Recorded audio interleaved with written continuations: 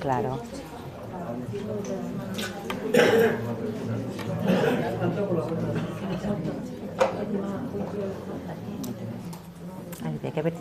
Bueno, buenas tardes.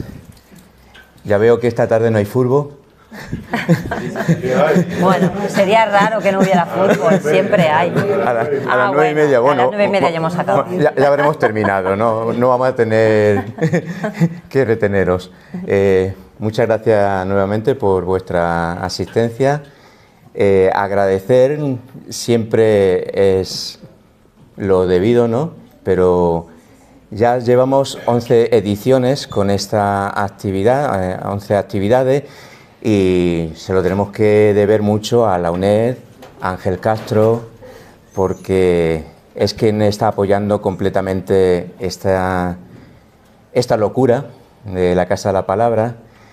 Y hoy, pues, para no ser menos, tenemos una gran invitada que viene de la capital y no solamente nos va a contar este libro tan maravilloso, que veréis que el título está perfectamente bien construido, lo de los secretos, porque hay muchos secretos allí. Y espero que haya pocos guardianes hoy para esos secretos, que las puertas se abran completamente y descubramos toda la magia que hay en estas páginas.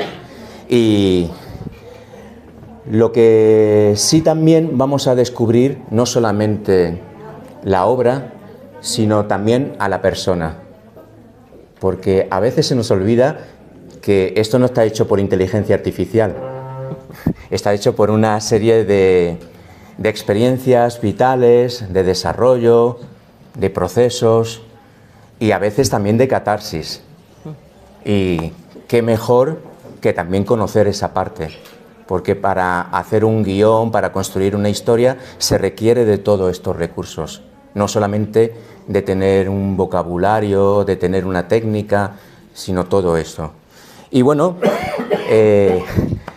Rosa, muchas gracias por estar aquí. Nada, a vosotros, por acogerme siempre tan bien en esta ciudad maravillosa.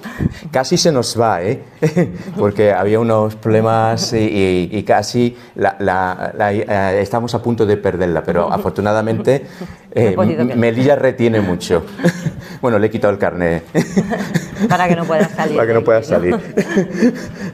Y bueno, lo primero, Rosa, viendo un poco el título, La guardiana de secretos, evidentemente vemos que allí vas a contarnos muchos secretos.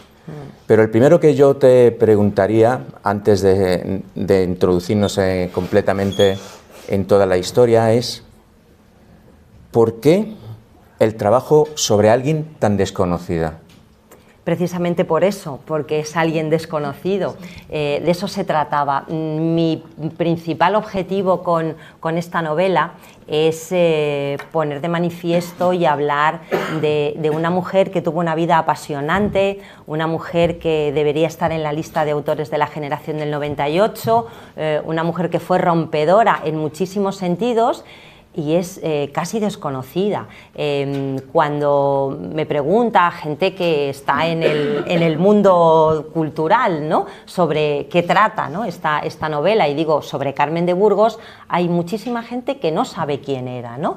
Y eso es doloroso, a mí me resulta doloroso, igual que le resulta a la persona que cuenta esta historia en mi novela, que es su hermana, ¿no? Digamos que es un poco el motor de la historia, esa a veces indignación que he sentido yo por la escasa repercusión que tiene ahora mismo el nombre de esta mujer, que es la que podría sentir su propia hermana, ¿no?, en el transcurso de la narración. Así que principalmente ha sido por eso, ¿no? Yo lo que quiero es que a esta mujer se la conozca, que se reconozca su labor en todos los sentidos, literario, periodístico y en lo relacionado con los derechos de los desfavorecidos y con los derechos de las mujeres, y que no siga en el olvido. marido, ¿no? Que es lo que pretendió la dictadura cuando prohibió todos sus libros, ¿no? Que son tan difíciles de encontrar, pero bueno, en la Biblioteca Nacional está todo y está todo escaneado y se la puede leer, y además ahora se están reeditando, ya se están empezando a reeditar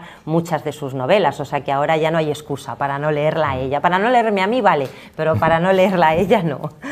Bueno, lo de Desconocida lo hacía de forma indirecta, porque sabemos muy bien de sus obras, pero sin embargo ella estaba en una lista de autores prohibidos. Sí, sí, estaba el número 5 de la lista de autores prohibidos, con nombres como Zola, por ejemplo.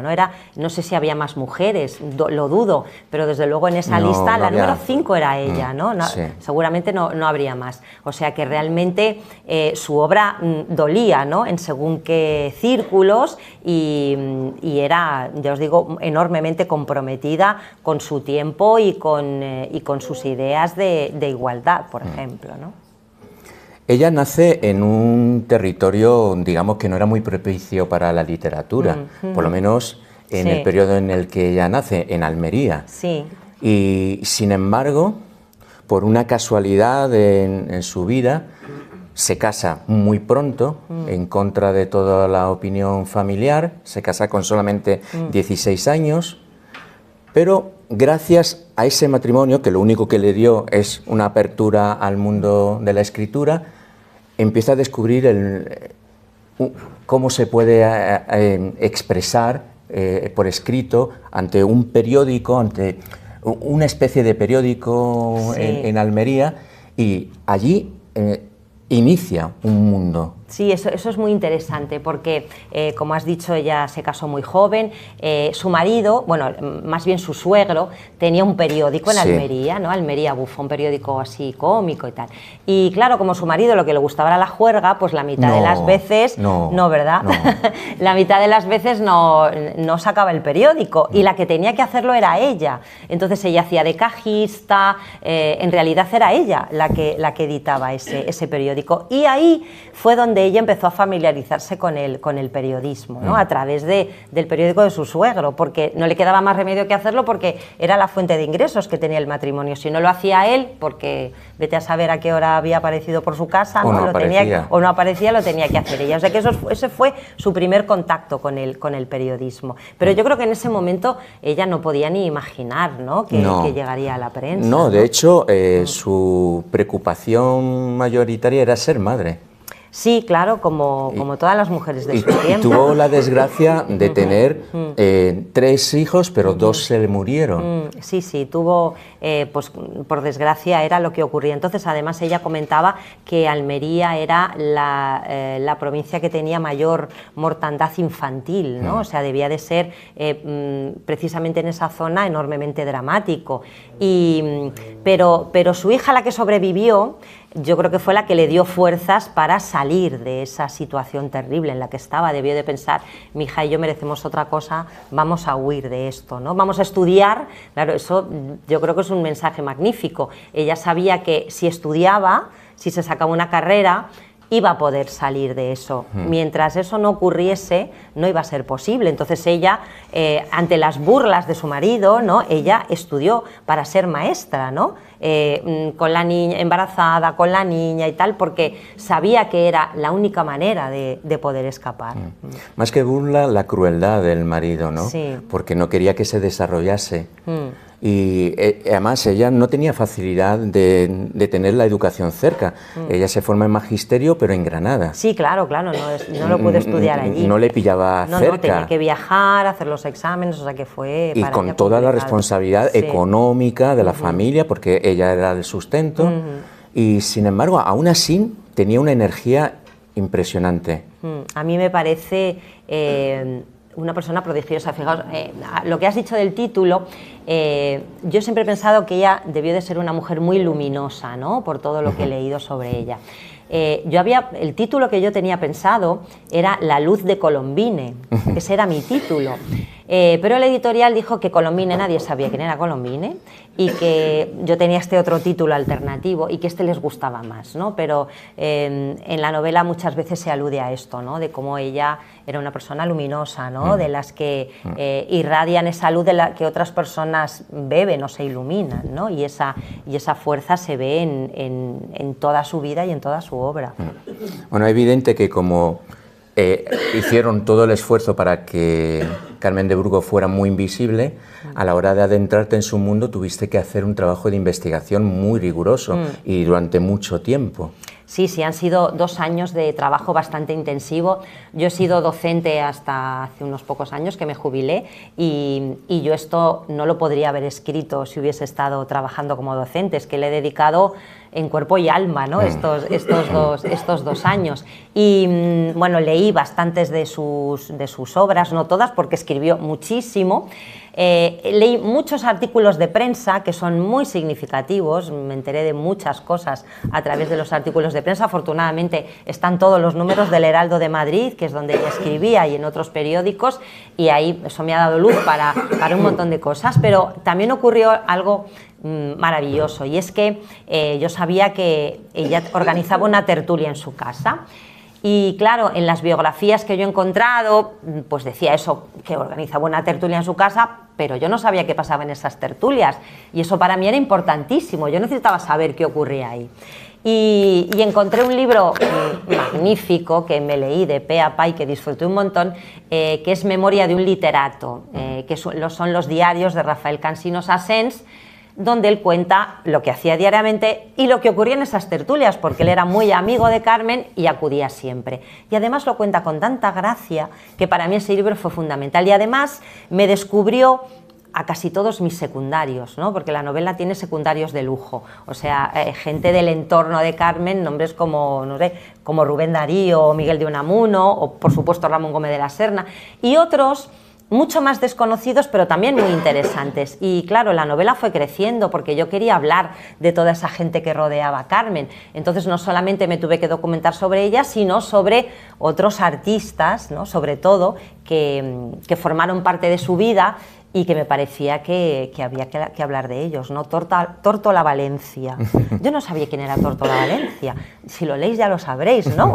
Una bailarina que hacía la danza de la serpiente. Y dije, ¿cómo no voy a hablar de esta mujer maravillosa, ¿no? ¿Y cómo no voy a contar su historia hasta el final? Así que por eso la novela fue creciendo y tuve que tirar de toda esa documentación. Y además lo del libro de Rafael Cansinos Asens me permitió manejar documentación privilegiada porque, claro, al haber utilizado muchos datos de ese libro, pues yo contacté con su hijo, que tiene una fundación con el nombre de su padre, que se llama también Rafael Cansinos.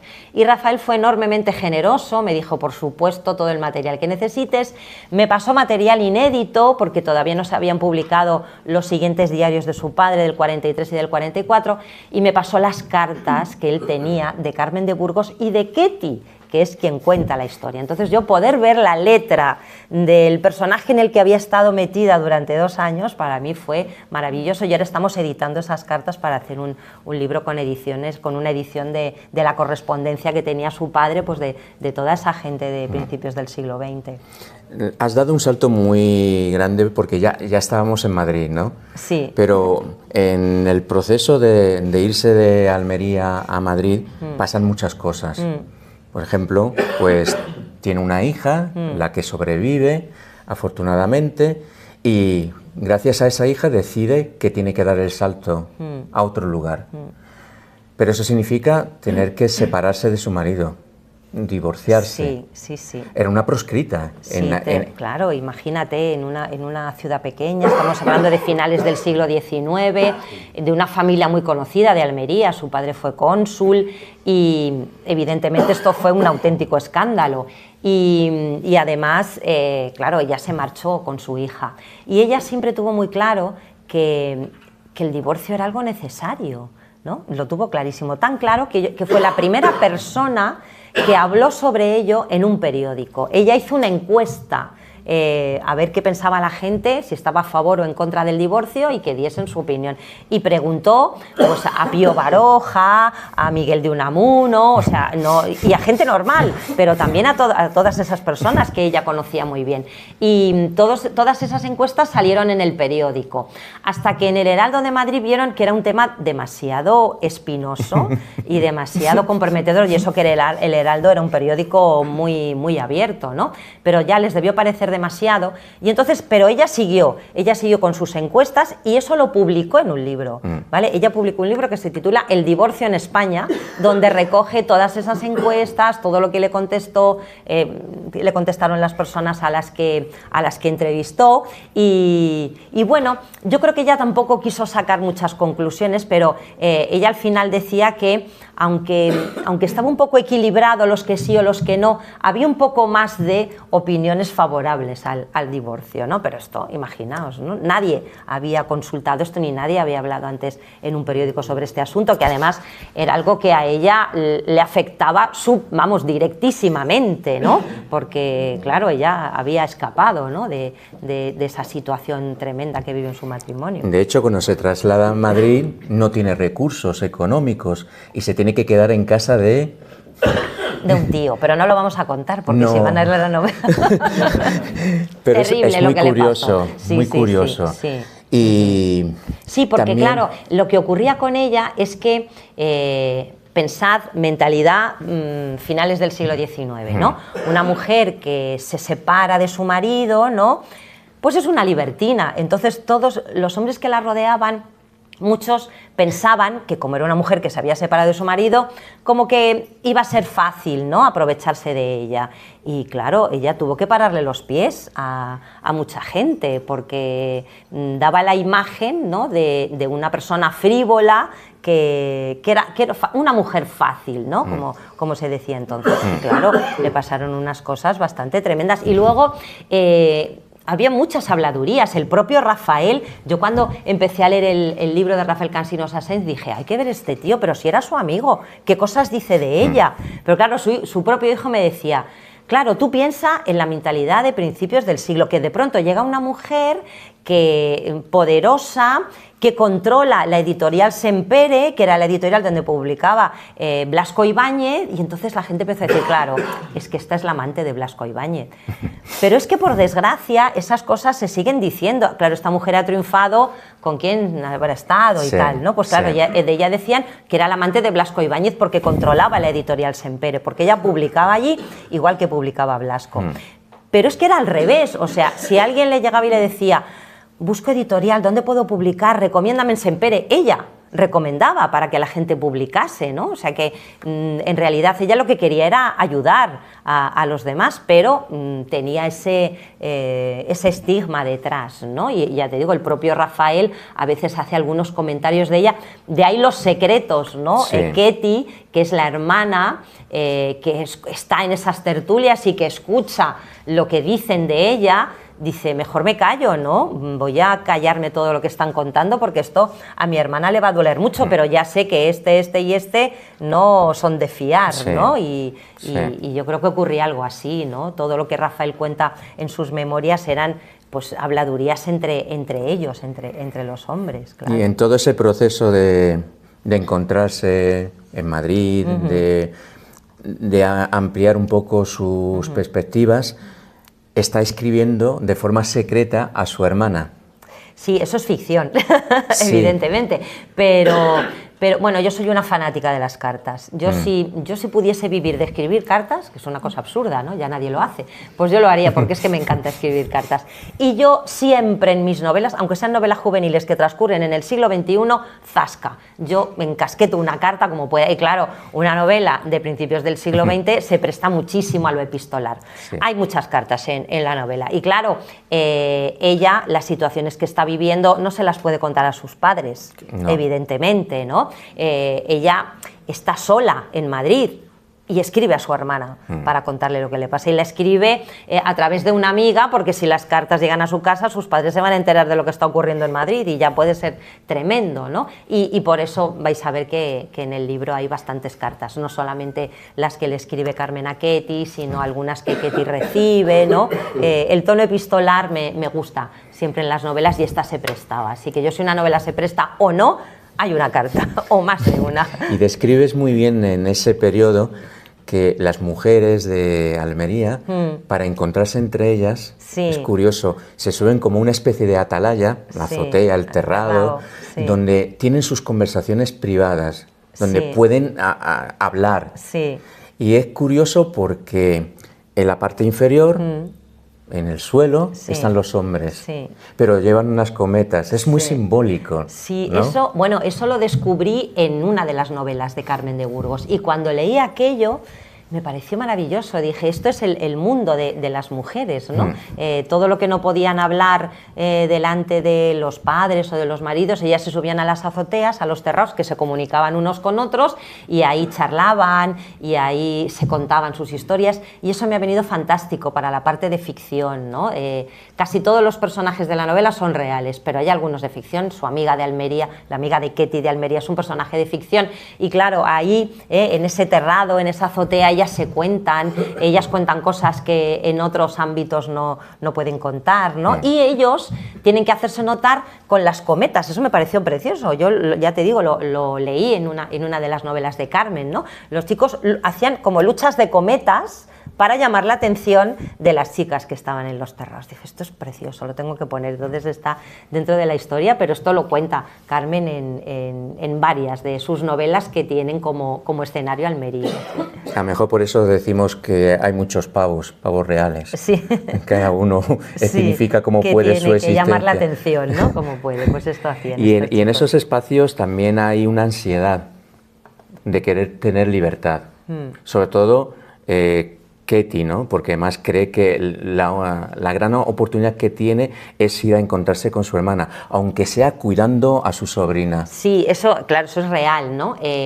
Cuando Carmen va a Madrid y, bueno, tiene que trabajar en 1000 sitios, dar clase en la Escuela Normal de Maestras, escribir para el periódico. Ella quería ser escritora, pero no solo de prensa, ¿no? Sino escribir relatos, novelas, claro, y tiene una niña adolescente que era un potro, o sea, dicho por su madre, ¿no? A ver si viene Ketty y me ayuda a domar este potro. Eso está sacado textual del libro de Rafael. Y entonces llama a Ketty, ¿no? Ketty tenía 10 años menos que ella, o sea, que había sido un poco como Carmen había sido como su madrecita, ¿no? Cuando era niña, y le pide por favor que se vaya a Madrid, que le ayude a atender sobre todo a María, ¿no? A su hija. Y hay una cosa muy divertida, porque Carmen de Burgos se quitaba 10 años, porque decía que esos eran los 10 años que había perdido en ese matrimonio horrible y que esos no contaban, ¿no? Como esos los había perdido, ella directamente se los quitaba. Y claro, cuando Ketty llega a Madrid, resulta que tiene la misma edad que su hermana, ¿no? Cuando de toda la vida había tenido 10 años menos, ¿no? Y eso es muy curioso, muy divertido. Pero eran dos hermanas muy diferentes y muy complementarias, ¿no? Ella estuvo Ketty estuvo en la vida de Carmen siempre, ¿no? La foto, no sé si habéis visto hoy en el Faro, de Melilla, le he pasado una foto a quien me ha hecho la entrevista, que están ellas dos aquí en Melilla, ¿no? Entonces, Ketty está con una cara como diciendo, ¿qué hago yo aquí en medio de esta guerra, ¿no? Y Carmen está ahí en medio tan feliz. Y en una de las cartas que me pasó Rafael, hay una frase de Ketty que cuando la leí dije, es que la describe perfectamente, ¿no? Le dice a Rafael, porque ellos tuvieron, ya veréis, un rollito afectivo, ¿no? Que no llegó a ninguna parte porque, claro, Rafael era un bohemio total y esta era una señorita de provincias que a aquel bohemio no le iba nada, pero se querían mucho, eran muy amigos, y entonces le dice en un momento dado, todos deberíamos ser un poco más Sanchos si queremos alcanzar la felicidad. Y dije, ya está, es que ella era Sancho y Carmen era Don Quijote, ¿no? Quien tenía los pies en el suelo era Ketty, quien podía cuidar de María era Ketty, quien podía acompañar a Carmen en sus locuras era Ketty, quien podía cuidar de la casa era Ketty y quien hacía la comida era Ketty, ¿no? En la primera versión que yo escribí de la novela, que era mucho más larga, había muchas recetas de cocina, porque Carmen de Burgos publicó varios libros de cocina. Pero claro, yo estoy segura de que las recetas eran de Ketty, porque Ketty fue profesora de arte culinario en la escuela del hogar. Qué nombre más bonito, arte culinario. ¿Quién cocinaba en esa casa? Pero si Carmen no tenía tiempo ni para respirar, pues es que evidentemente era Ketty. Y claro, en muchas ocasiones, ¿no?, cuando venía a cuento con la historia, yo introduje muchas recetas, que claro, como el libro era mucho más largo, dije, fuera recetas. Han quedado algunas, han quedado algunas significativas e importantes, pero claro, era el sustento de esa casa, el sustento de ese hogar.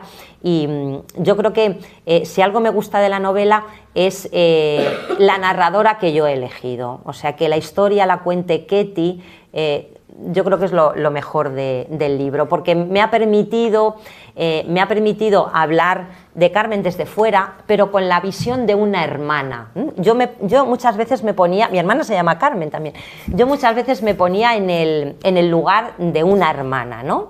¿Cómo me sentiría yo si a mi hermana le pasase esto, ¿no? Entonces hay personajes a los que machaca Ketty, porque yo, si a mi hermana le hacen eso, los machacaría total, ¿no? Y entonces eso me ha parecido genial, ¿no? Poder contar la historia desde el punto de vista de una hermana. Y eso también me ha permitido alargar también de alguna manera la historia y poder cerrar a muchos personajes reales que aparecen aquí, ¿no? Porque Carmen murió en el 32 y claro, aquí aparecen esta Tórtola Valencia, por ejemplo, ¿no? Hay muchos personajes como ella, ¿no? Esta bailarina que hacía la danza de la serpiente y tal, que acudía a las tertulias y que Carmen la entrevistó.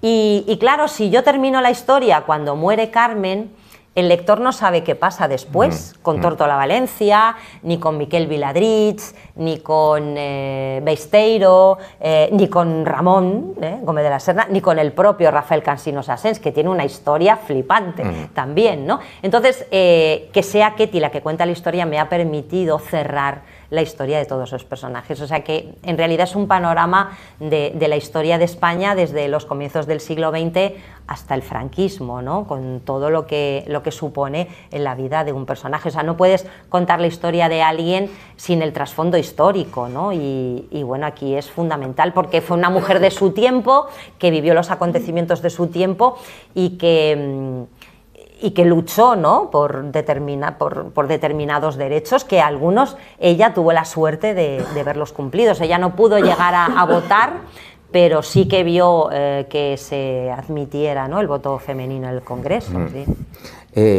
Es muy curioso que ella luchaba contra la imagen que algunos proyectaban en ella de mujer frívola, sí, de mujer fácil, y sin embargo se autodenomina Colombines. Bueno, no. Fue el director del Heraldo el que le puso ese nombre. A ver, en ese momento la prensa era el gran medio de comunicación, las mujeres también leían bastante el periódico y claro, el director del Heraldo pensó que sería muy interesante tener una columna fija dedicada a las lectoras, ¿no?, que era en realidad lo que escribía Carmen, ¿no? Y Carmen de Burgos, ¿no?, un nombre así muy largo, era muy clásico en aquella época escribir en periódicos con seudónimo, y entonces fue el propio director el que le dijo, pues Colombine es un nombre interesante para ti. Que dices, bueno, Colombine es un personaje frívolo, ¿no?, que hasta cierto punto era la imagen que ella daba. Claro. Pero si tú lees entre líneas en sus artículos, te das cuenta de que ella utilizaba, no sé, un artículo en el que contaba cómo hacer bombones en Navidad, ¿no?, para decir que y una cosa curiosa, fijaos cómo mete la historia, dice, bueno, y luego a la hora de hacer los bombones las manos delicadas de las mujeres son muy adecuadas. En las fábricas inglesas también aprecian mucho el trabajo de las mujeres, o sea, de pronto te dice que en las fábricas inglesas hay mujeres trabajando, ¿no?, cuando está hablando de cómo hacer bombones. O sea, eso ella lo hacía fantásticamente, ¿no? Sabía cómo hablar de los derechos de las mujeres, de lo que ocurría en otros países, porque ella viajó mucho, estaba muy informada de lo que ocurría en Europa, ¿no? Mucho. Entonces sabía que había asociaciones femeninas en Portugal, que había determinados derechos en otros países y ella quería que eso llegase a España, ¿no? Todo ese afán regeneracionista del 98 es que está en ella y eso en los artículos, aunque fuesen artículos para mujeres, ella sabía que las mujeres tenían que saber no solamente hacer bombones, ¿no?, sino otras muchas cosas que estaban en el aire en ese momento. Ella tenía una relación también bastante interesante importante con el maestro Juan Ramón Jiménez. Sí. Muy hermosa. Sí. Porque ella lo miraba como una discípula, era el maestro, pero sin embargo él tenía una mirada muy bonita sobre ella. No sé si estabas un poco al tanto de eso. Sí, sí.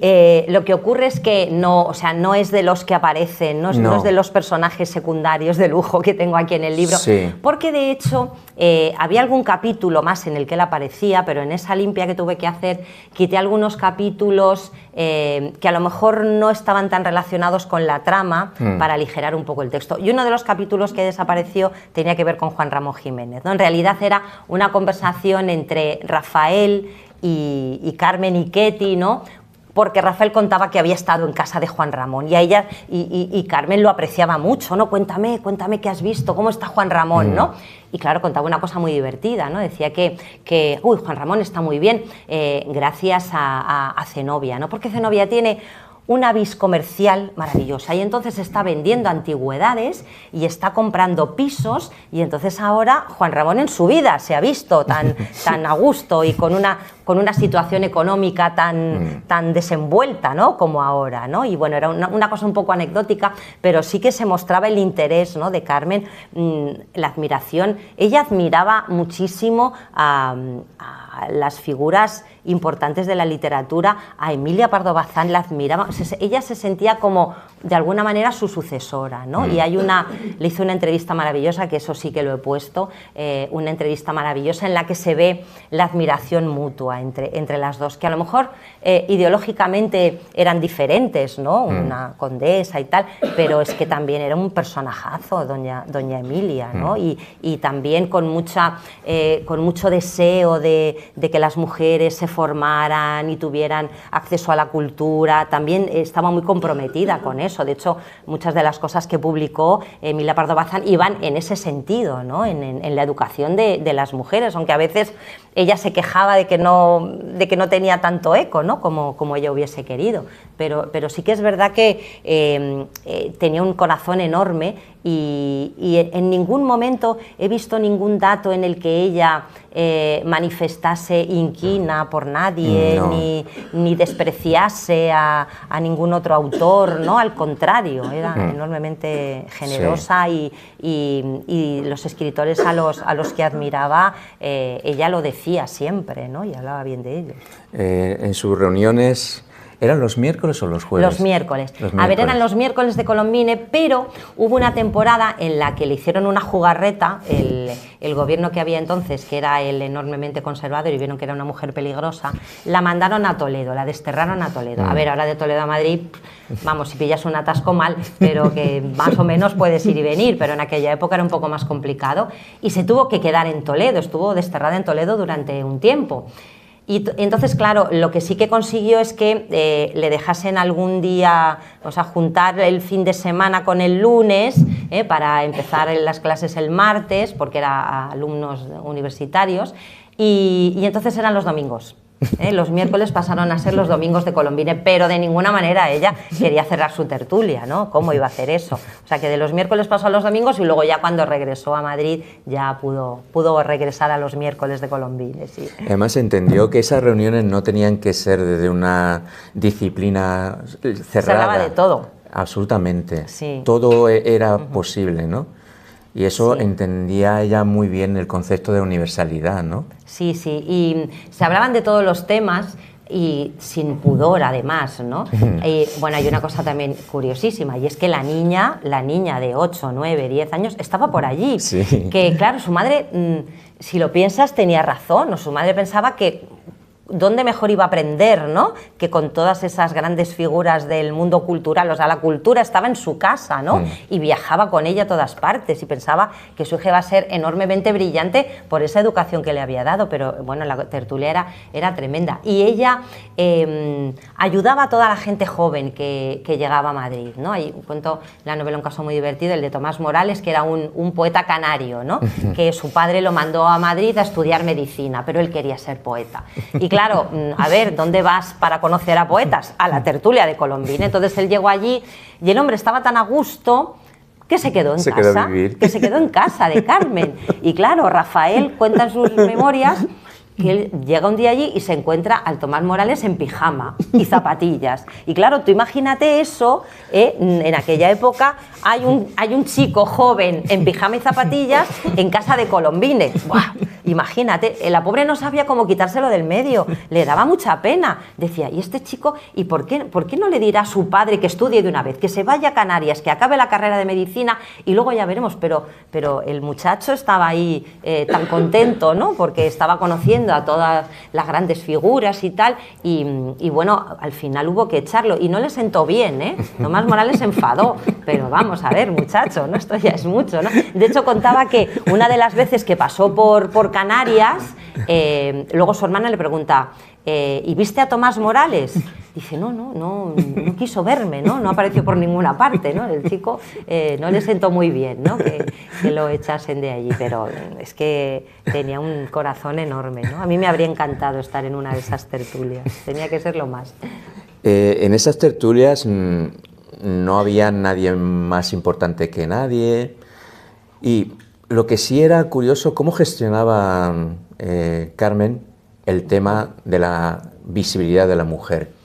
Sí, había muchas mujeres en las tertulias de Carmen. A ver, había más hombres porque es verdad que el mundo en el que ella vivía era masculino, o sea, todos sus compañeros de redacción eran hombres, ¿no? Los escritores que querían publicar en Sempere eran hombres, pero bueno, también había unas cuantas mujeres en su tertulia que opinaban, que se enfrentaban en ideología. Algunos hombres pensaban una cosa, otros otra, y esas discusiones, en esas discusiones tenía cabida todo el mundo. Yo por eso hago un contraste divertido en la novela entre la tertulia de Carmen, de la que os acabáis de enterar todos aquí, y la tertulia de Pombo de Ramón Come de la Serna, que a todos os suena de algo, ¿verdad que sí?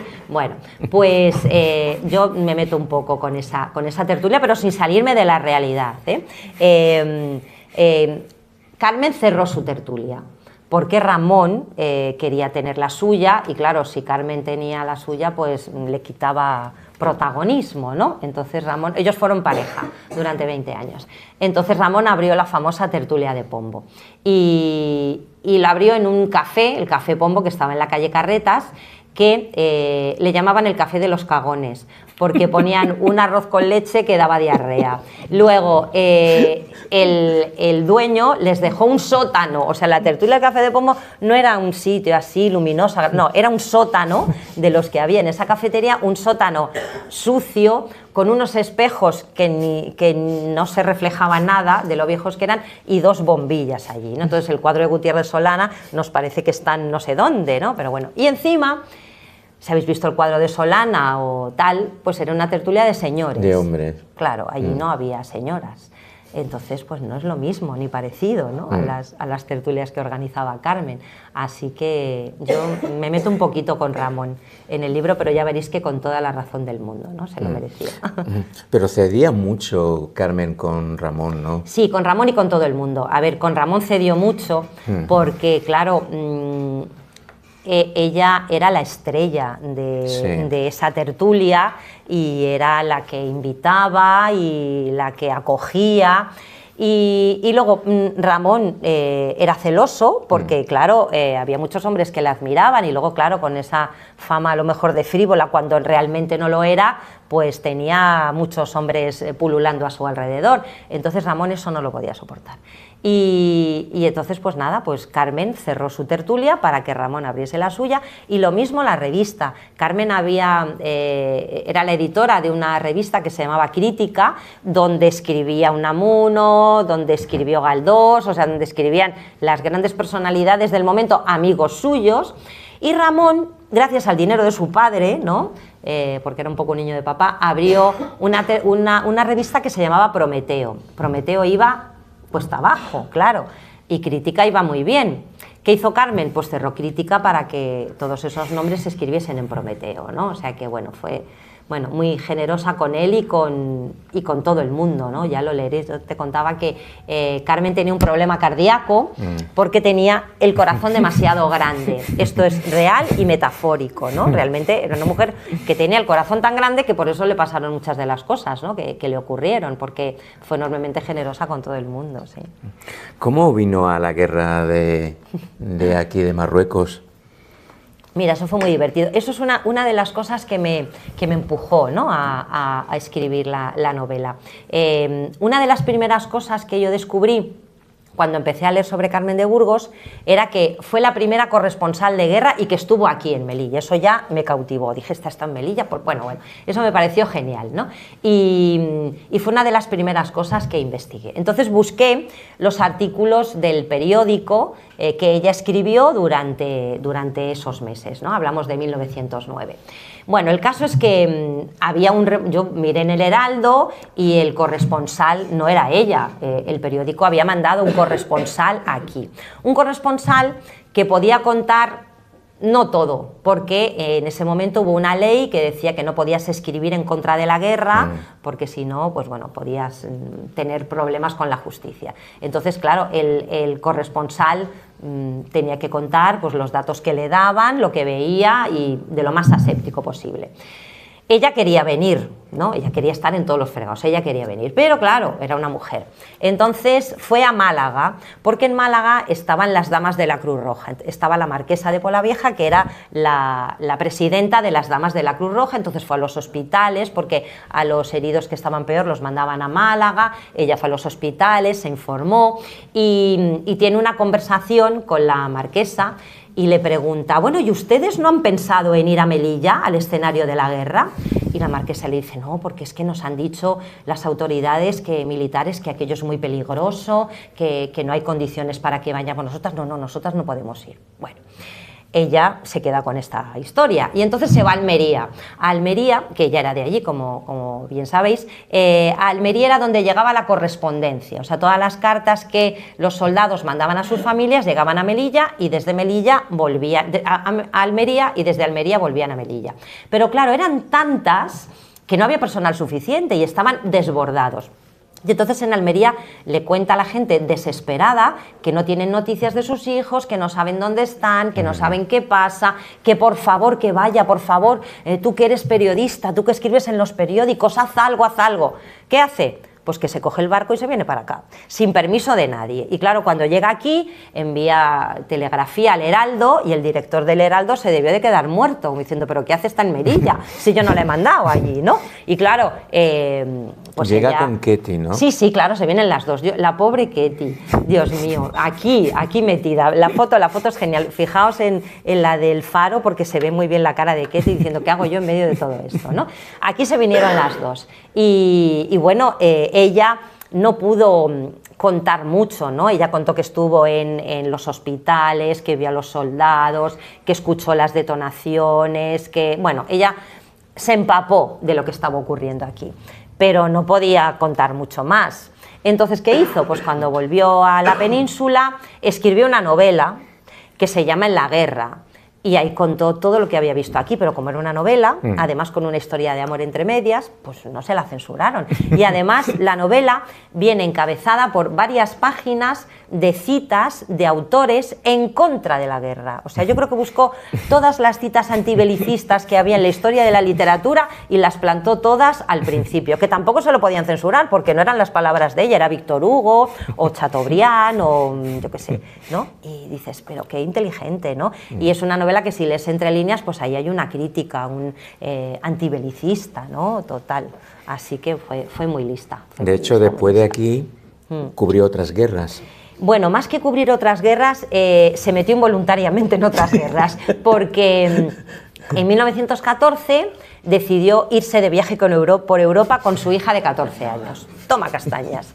Y claro, quería ir hasta Rusia, pero cuando llegó a Alemania, bueno, había estallado la guerra y la tomaron por una espía rusa, casi la detienen, bueno, se metió en un lío y que tardaron en volver, pensaban que se habían perdido por el camino, fue una odisea, ¿no? Hasta que regresaron a España, para que veáis que, bueno, que no le temía nada, ¿no? Luego ya no fue, ¿no? Pero sí que estuvo muy implicada escribió mucho, ¿no? sobre la Primera Guerra Mundial, que fue la que vivió más de cerca, y ese viaje, imagínate, ¿no? Le pilla todo el follón, ¿no? en medio de su viaje, bueno, tremendo, casi se pierden en el tren, ya lo leéis, que fue un episodio muy curioso, porque ella luego lo cuenta en sus artículos, no es fácil, no es difícil, ¿no? saber lo que ocurrió, porque ella luego lo escribió, ¿no? en las semanas siguientes, cuando ya consiguió llegar a un lugar seguro. Rosa, Carmen tenía un radar un poco perdido con los hombres, ¿no? Porque bueno, no te creas. A su marido le llamaba Calavera. Sí. Bueno, y, no sé, no le dio más que disgustos, ¿no? Un error de juventud. A ver, Emilia Pardo Bazán tiene una historia semejante. Emilia Pardo Bazán se casó muy joven y fue un matrimonio que acabó muy mal y estuvieron separados. O sea, y eso, bueno, pues ocurre, ¿no? Y ella, pues, una chica jovencita, ¿no? Con un hombre apuesto, intelectual y tal, pues bueno, pues le pasó eso.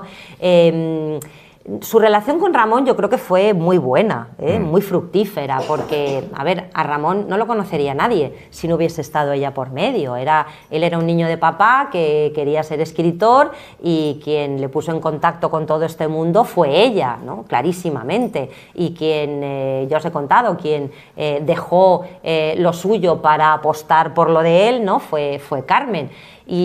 Y esa relación fue muy buena para los dos. Luego las cosas acaban como acaban, ¿no? Pero yo creo que ella nunca renegó, ¿no? de eso, y además ya veréis, ¿no? Fue también enormemente generosa con él, ¿no? O sea que yo creo que tampoco... Y luego tuvo muy buenos amigos, también tuvo gente que le puso zancadillas o que intentó aprovecharse de ella, ¿no? Pero tuvo buenos amigos que le ayudaron, ¿no? O sea, yo creo que su amistad con Blasco Ibáñez es muy entrañable, ¿no? La llamaba Colombona, porque como era una señora muy grandona, ¿no? ¡Ay, mi Colombona! La llamaba, ¿no? Y porque él también era grandón, ¿no? O sea, que debían de ser muy curiosos. Y ella supo cultivar, ¿no? esa amistad con hombres y con mujeres que la podían enriquecer. Así que yo creo que hizo lo que quería hacer, sin duda alguna. Sí. Y ya que hablamos del título de La guardiana de secretos, evidentemente desde la perspectiva de Ketty, ¿qué nos cuentas de alguien que haya estado tanto tiempo a la sombra, que ha gestionado todo y sin embargo permanece siempre a un lado? Sí, con alguien con tanta luz como tenía Carmen. ¿no? Por eso lo de la luz de Colombine me gustaba también como título. Yo a este personaje he tenido que ponerle algo de ficción, porque claro, de su hermana se sabe todo, pero de ella se sabe menos. Claro. Y bueno, se sabe que fue quien fue a Madrid a cuidar de su sobrina. Rafael Cansinos habla muchísimo de ella, o sea que es evidente que estaba, yo eso no me lo he inventado, que trabajó en la Escuela del Hogar, o sea que muchos datos que se cuenta de ella son ciertos. Pero claro, luego hay huecos que he tenido que rellenar y eso me encanta, porque es que ahí es donde tú puedes colar la ficción dentro de la realidad, ¿no? Y el hecho de que ella sea la que cuenta la historia me ha permitido ficcionar cuestiones interesantes y divertidas. Sí que es verdad que ella se exilió, o sea que toda esa parte de la historia es cierta, el lugar donde murió, todo eso también es cierto, pero claro, no se sabe qué pasó entre medias, ¿no? Ni con quién estuvo, ni a qué se dedicó, y entonces es donde yo ahí he podido meter algo más de ficción, ¿no? Que me gusta mucho combinar con la parte más realista. Por eso yo creo que la segunda parte de la novela quizás sea más ágil, ¿no? Porque tiene más parte ficcionada, ¿no? Porque ahí yo he tenido que añadir cuestiones que me he tenido que imaginar, ¿no? Los datos cronológicos, ella estaba aquí, estaba ahí en los años que se dicen, pero yo no sé qué estaba haciendo, ¿no? Así que esa parte ha sido interesante, ¿no? Meterme en el personaje de una guardiana, ¿no? que es realmente lo que era Ketty, ¿no? La hermana que cuida de su hermana, que cuida de su sobrina, que está pendiente de sus necesidades, que la ayuda incluso, ¿no? a escribir, ¿no? Hay algo fantástico que me ocurrió, lo voy a contar porque es algo maravilloso que me ocurrió cuando yo estaba escribiendo esta novela. Yo estaba en 1909, estaba en un homenaje que le hacen en el Café Fornos, le hacen un homenaje a Larra y hacen una comida, una cena y le ponen una mesa como si él estuviese presente y tal. Yo estaba escribiendo eso y estaba bastante agobiada porque decía, vas por 1908, vas por 1908 y tienes que llegar a 1963. Esto va a ser imposible. O sea, yo creía que no iba a ser posible, que yo no lo iba a terminar jamás. Ya sabía lo que iba a contar porque yo ya me había documentado, pero me parecía imposible terminar. Y me fui a pasar unos días a Montevideo, a casa de unos amigos, y ahí hay un rastro donde hay muchísimos libros, ¿no? Me encanta porque hay calles y calles de libros, que en el rastro de Madrid cada vez hay menos libros, y tiendas de libros de segunda mano y tal. Y bueno, ya íbamos de vuelta y pasamos por delante de un puesto que era una mesa con libros así muy viejos, que ponía 50 pesos. 50 pesos es un poco más de 1 euro, ¿no? Y Claudio, que venía conmigo, me dice, mira, libros a 50 pesos. Y miro así y veo un libro con la cubierta muy vieja que llevaba el retrato de Larra en la portada. Digo, ¿Larra? Y veo que pone arriba, Colombine. Digo, no puede ser. Cojo el libro y era la primera edición del año 1919 de la biografía de Larra que había escrito Carmen de Burgos, en Montevideo, encima de una mesa, esperándome a mí. Nadie más en todo Uruguay podría querer ese libro. Bueno, pues ese libro para mí fue fundamental para continuar la novela. Primero porque yo decía, tía, que te has encontrado un libro de Carmen de Burgos en el rastro de Montevideo. Esto es por algo. Segundo, ¿cómo llegó ese libro a Montevideo? Esa pregunta me la hice yo. Y entonces, claro, había un personaje que se podía haber llevado ese libro, un personaje real, ¿no? que después de la guerra se fue para allá. O sea, ese personaje se lo podía haber llevado. Y tercero, me certificó la importancia de Ketty en el desarrollo de los libros de su hermana, porque Carmen hizo una investigación exhaustiva sobre la vida de Larra, además tuvo la suerte, digamos, de que la familia de Larra le dio una caja con material inédito. O sea, yo creo que es la mejor biografía de Larra que se ha escrito, porque había cartas, había artículos, cosas que nadie había visto nunca. Bueno. Y claro, ella quería dar los datos más exactos posibles. Y en las biografías que se habían publicado antes de Larra, la fecha de su nacimiento bailaba. En unas ponía una fecha, en otras ponía... Y entonces ella quería saber cuál era la fecha exacta. Pero ¿qué le ocurrió? Que le dio la primera crisis cardíaca y tuvo que hacer reposo absoluto. ¿Quién hizo esta investigación? Ketty, y en el libro lo pone. Y yo no me habría leído la biografía de Larra, pero como lo tenía en papel y me lo había encontrado en Montevideo, me la leí entera. Y entonces vi como Ketty, Carmen contaba que su hermana Ketty había ido a la iglesia de no sé qué en busca de todo el... Estaba ahí su nombre y la confirmación de que Ketty le había ayudado en lo que ella escribía. O sea que fue fundamental, de esas cosas mágicas, ¿no? que te ocurren en la vida. Así que ese libro ya veréis que de alguna manera también forma parte de la trama.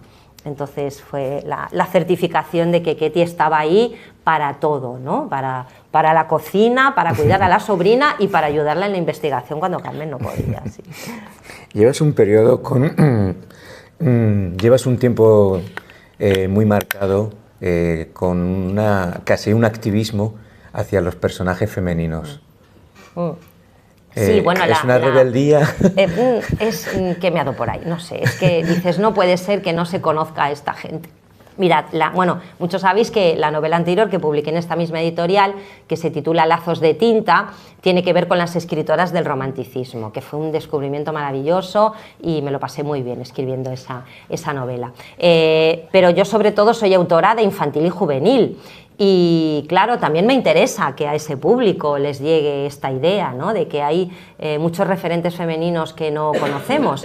Y bueno, el último libro infantil que he publicado para lectores de primaria, que se llama La estrella de Carmen, pues es sobre Carmen Conde y transcurre entero en Melilla, ¿no? Porque es la infancia de Carmen Conde aquí, lo que ella cuenta en Empezando la vida, pero digamos que transformado, ¿no? en una novela que puedan leer y asequible para niños del siglo XXI, ¿no?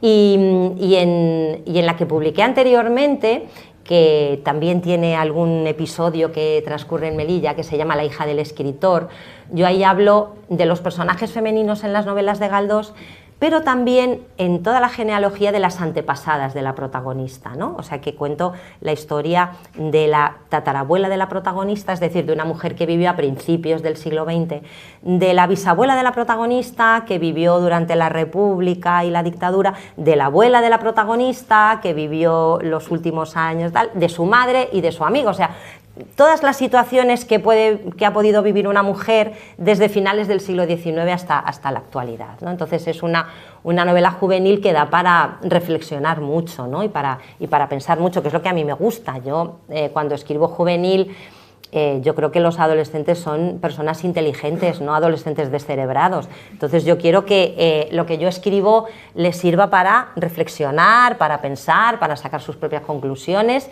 y es un asunto que me interesa mucho, ¿no? Eso y la situación del Mar Menor, que por eso llevo un caballito de mar colgado, ¿no? Que es el símbolo en defensa del Mar Menor, ¿no?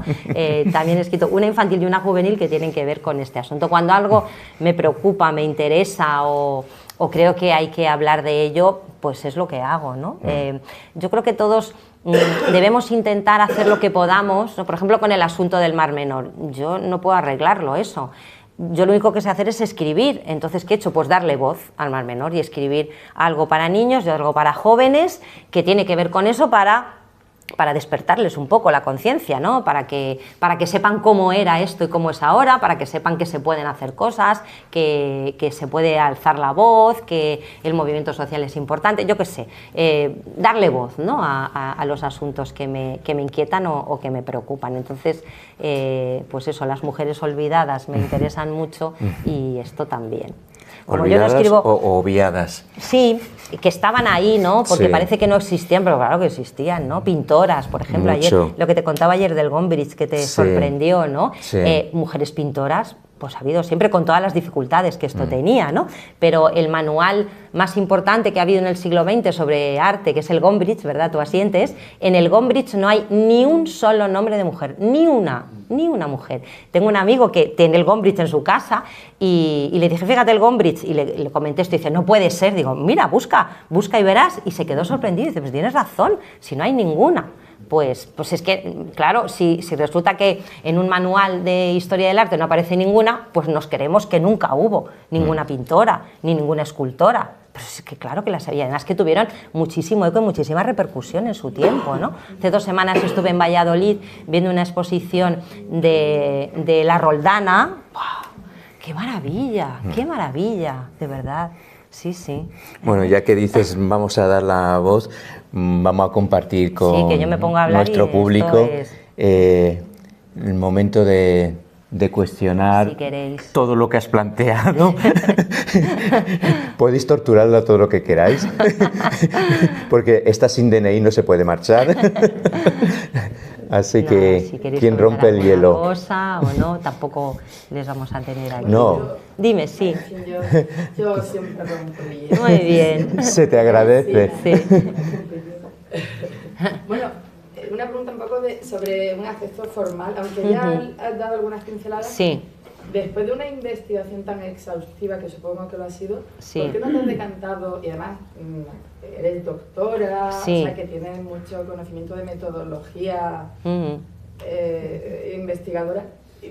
Es que te gusta la literatura, o sea, ¿por qué novelas las cosas y no haces una biografía en profundidad? Porque has dicho que has tenido que eliminar capítulos que también eran muy pertinentes. Sí, a ver, es que biografías, hay una biografía maravillosa de Concepción Núñez Rey, que para mí ha sido primordial para los datos, pero yo es que soy novelista, no soy investigadora. Es verdad que hice una tesis doctoral sobre literatura juvenil, o sea que yo la teoría de la literatura juvenil me la sé muy bien, pero a mí lo que me gusta es novelar, ¿no? Y, a ver, me gustan los personajes interesantes, pero donde tú también puedas inventarte, ¿no? En Lazos de tinta están las escritoras del romanticismo, pero hay una protagonista que es una joven de ficción que va pasando por todas ellas, que es también lo que suelo hacer en juvenil, ¿no? ¿no? No sé, pues hablo de Miguel Hernández, ¿no? A través de unos chicos que van buscando unos poemas inéditos. Eso es lo que me gusta hacer, ¿no? Tomar un personaje real y darle voz en la ficción, ¿no? Y poder inventar algo más a partir de la biografía de ese personaje. Y claro, yo como biógrafa eso ya está hecho y mejor de lo que yo lo podía hacer, ¿no? Yo lo que he hecho es novelarlo, para que a lo mejor alguien no se va a leer, el público en general, leerse una biografía académica de Carmen de Burgos, a lo mejor no lo hace, ¿no? Pero una novela, ¿no? que está todo ficcionado y con una variedad de personajes, en la que no solamente se cuenta esa biografía, sino que se habla de más gente o se cuentan otras historias relacionadas con la época, le puede resultar más asequible. Y a mí la verdad es que me divierte mucho, es lo que más me gusta. ¿Y al revés? ¿Has recibido alguna crítica desde la academia? Pues de momento no. Mira, yo he estado intentando localizar a Concepción Núñez Rey desde que empecé a escribir esta novela, ¿vale? Lo he intentado por todos los medios, pero no sé si es que no ha querido, o que no ha podido, o qué circunstancias, eso cada uno, ¿no? Qué circunstancias vitales tendrá. No ha habido manera. Yo le he escrito varias veces a su correo de la universidad, le dejé un mensaje en la caseta de la Feria del Libro donde ella iba a firmar, que yo no podía estar porque estaba firmando en otra ese mismo día, le dejé mi contacto para que por favor se pusiera en contacto conmigo, no lo hizo. Luego casualmente conocí a una señora que la conocía a ella, ¿no? Y le dije, mira, que llevo intentando localizarla, por favor. Y me dijo, no, es que ahora tiene un problema de salud y tal. Pues ya está, a lo mejor algún día lo lee y me dice, pero vamos a ver, ¿no? Y me pone verde, puede ocurrir, puede ocurrir, pero yo lo he intentado, de hecho, en los agradecimientos la he puesto a ella, porque ese libro para mí fue muy importante, los datos biográficos cronológicos, la cronología está ahí, esa cronología es la que yo he utilizado, claro. Luego yo me he leído los artículos, he buscado por otro lado, pero la cronología estaba en ese estudio, sí. Así que bueno, ya veremos qué pasa después. Tufik. Sí. Hola. Hola. Bueno, lo que te voy a preguntar, me imagino que está en el libro, pero si nos puedes dar unas pinceladas. Yo imagino, por lo que dedujo de lo que has contado, que Carmen pues era una mujer arrolladora, tenía una personalidad fuerte, ¿no? Muy luchadora, y que conseguía un poco sus objetivos. Pero hay una parte que no, yo no me he enterado, no sé, ¿no? Ella sale de Almería un poco con lo opuesto, sí. En una época muy difícil para la mujer. No sé si embarazada o con... No, ya con la hija, sí, con la única que sobrevivió, pero la niña a lo mejor tenía 7 u 8 años, sí. Entonces, o menos. Lo que no me ha quedado claro es ese trasiego, ese camino de la nada hasta llegar a Madrid, donde además estudia magisterio, ¿no? Sí, empieza a estudiar, pero claro, ella había trabajado en un periódico. Ella había sido, claro, su marido y el padre de su marido en Almería tenían un periódico que se llamaba Almería Bufa. Y como el marido nunca estaba por ahí, la que al final redactaba el periódico y hacía de cajista era ella, o sea, ella sabía manejarse perfectamente en un periódico. Por eso llegó ahí, ¿no? Y enseguida el director del Heraldo, que vio que escribía bien, dijo, una columna fija para las señoras, así como fue como ella empezó en el periodismo. O sea, que fue enseguida. Sí, muy pronto. Sí, muy pronto. Pero claro, el periodismo no daba para mucho y la literatura para nada. Eso todos los que escribimos lo sabemos, ¿no? Que la literatura da para poquísimo, ¿no? Y ella se quejaba muchísimo de esto. Decía, madre mía, con lo que trabajo, con lo que escribo y lo que me cuesta salir adelante, ¿no? ¿Fue con su hija y con su hermana? Primero se fue con su hija, primero se fue solo con la hija y luego por unas cosas que le pasaron, que si eso ya leerás, pues ya mandó llamar, le dijo, Ketty, por favor, ven. O sea, a ver, yo lo que sé es que Ketty de pronto apareció en Madrid, pero claro, apareció porque tenía una niña ahí que era un potro, ella misma lo dice, ¿no? Y en las memorias de Rafael dice esto, es mi hermana Ketty que ha venido a Madrid a ayudarme con mi hija, ¿no? Que está... O sea, que eso es real todo. Muy bien, muchas gracias. Bueno, quiero felicitarte por el libro que lo compraré luego y sobre todo por el descubrir y ayudar a conocer a la persona de Carmen de Burgos. efectivamente todos sabemos que ha sido una persona muy olvidada a propósito. Pero ahora, desde la Junta de Andalucía, pues están reeditando una serie de libros de esta mujer para conocer, a pesar de que la ideología en este momento en la Junta de Andalucía no tiene que ver nada con la ideología que tenía Carmen, pero bueno, se le está apoyando bastante. Hay libros interesantísimos de esta mujer. Sí, se está reeditando mucho ahora, sí. La mujer moderna y sus derechos, maravilloso. Es un libro de cabecera sobre los derechos de la mujer que lo escribió en el 1927. Sí, sí, sí. Y luego tiene otro que es La mal casada. Sí, ese está reeditado también, que es su vida, claramente. Sí. Y bueno, muchísimos libros que ahora se están editando y sí. están haciendo muchas cosas. Sí. Y bueno, yo me imagino que vendrás a Almería en algún momento. Si me llaman. Todavía no me han dicho nada, pero bueno, si me llaman iré. De hecho, de las primeras reseñas que salió en un periódico fue en el periódico de Almería. Enseguida se hicieron eco, pero bueno, luego no me han dicho nada, pero me gustaría muchísimo ir. Es verdad que están reeditando bastantes cosas y ya se puede leer, por ejemplo, Puñal de claveles, que es maravilloso, maravilloso, Puñal de claveles. La mujer moderna y sus derechos, La mal casada, están, la verdad es que muy bien. Hay un libro que es un tocho así, que son todos los artículos de prensa de ella. Sí, sí. Y además cómo camufla, que tú lo has dicho muy bien, un artículo de prensa hablando del bien y del mal y metiendo entre eso el mensaje que ella quiere dar de defensa de las mujeres, de cómo se trabaja en Europa. Sí, sí, eso lo hacía muy bien, sí, eso lo hacía muy bien. Si yo de verdad lo que quiero es que la gente lea a Carmen de Burgos, ¿sabes? Que la lean a ella. Si no leéis mi libro no pasa nada, pero si no la leéis a ella es mucho más triste, ¿no? Que eso es lo que suelo intentar yo, por ejemplo, con los libros juveniles donde hablo de algún escritor, ¿no? Pues la novela que escribí, por ejemplo, sobre Miguel Hernández. Mi objetivo era que cuando terminasen de leer el libro buscasen esos poemas de los que se habla en la novela y los quisieran leer, acercar, ¿no?, al autor. Y aquí igual, ¿no? Que digas, ay, a veces alguien que ha leído el libro me dice, ¿qué libro me recomiendas de ella? Eso es lo mejor que me pueden decir, ¿no? ¿Qué crees que puedo leer? Pues léete La mal casada o léete Puñal de claveles. Sí, muy bien, muchas gracias. Gracias. Bueno, no vamos a tenerles aquí más. No, si hasta las 9:30 no hay problema. No, hombre, no. Venga, vamos a darles las gracias. Bueno, espero que no os hayáis equivocado de sala y muchísimas gracias por vuestra numerosísima asistencia. Por cierto, he estado contando, sois más las mujeres que los hombres. No, pero hay muchos señores, yo estoy encantada, ¿eh? Y creo que algo está cambiando. Muy bien. Y nada. Muchísimas gracias y espero volver muchas más veces por aquí. Y que la leáis. Sí, que leáis a Carmen. Muchas gracias. Gracias a ti. Qué bien, qué bonito. Gracias. Muy bien.